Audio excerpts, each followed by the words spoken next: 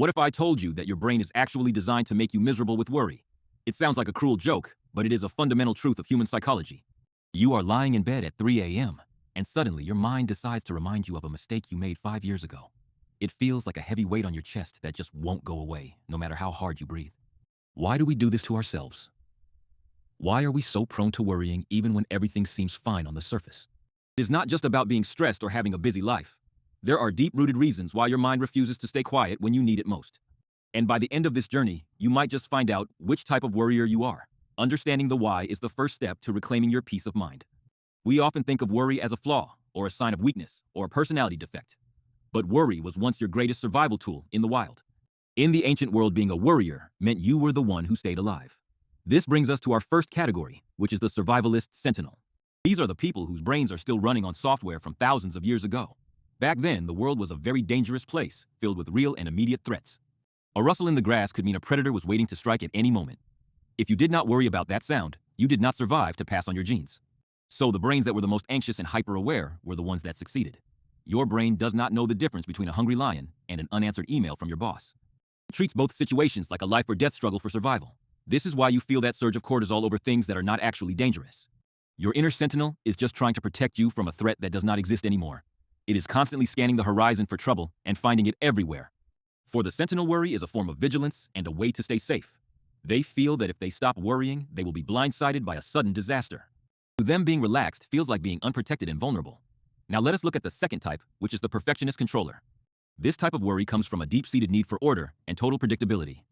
These individuals feel that if they can just think through every single possibility, they can prevent bad things.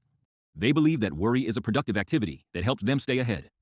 In their minds, worrying is exactly the same as planning for the future. They tell themselves that if they worry enough, they will be prepared for any possible outcome. But there is a huge difference between active preparation and passive rumination.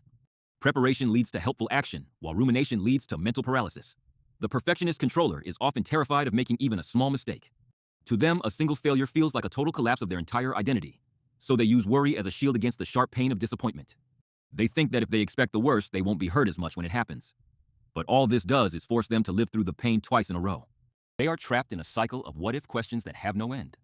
What if I lose my job or fail this project? What if people realize I don't actually know what I am doing? This constant mental rehearsing of failure drains their limited energy. It keeps them from enjoying the present because they are always living in a catastrophic future.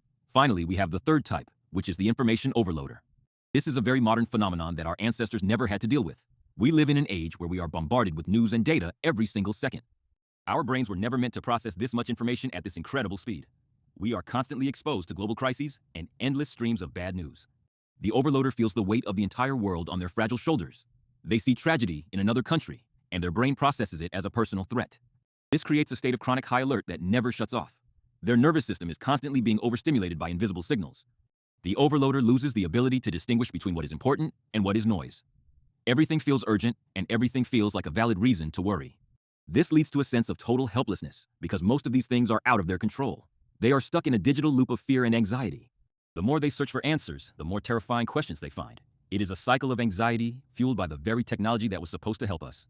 So why do we stay in these painful cycles? It is because worry often provides a false sense of security and control. It makes us feel like we are doing something about our problems even when we are not. It is a mental habit that becomes deeply ingrained in our neural pathways. Over time, worry becomes our default setting and our comfort zone. We start to feel suspicious when things are going too well. We wait for the other shoe to drop and for the disaster to strike. We think that if we are happy, we are letting our guard down and inviting trouble. This is the ultimate trap of the worrying mind that we must escape. It convinces us that misery is the only price of safety in an uncertain world. But the truth is that worry does not empty tomorrow of its sorrow. It only empties today of its strength and its beauty. It takes away your ability to solve problems effectively and with clarity. It clouds your judgment and ruins your physical health over the long term. So, how do we break free from this heavy chain? First, we have to recognize that our thoughts are not always facts. Just because you have a scary thought does not mean it is true or real.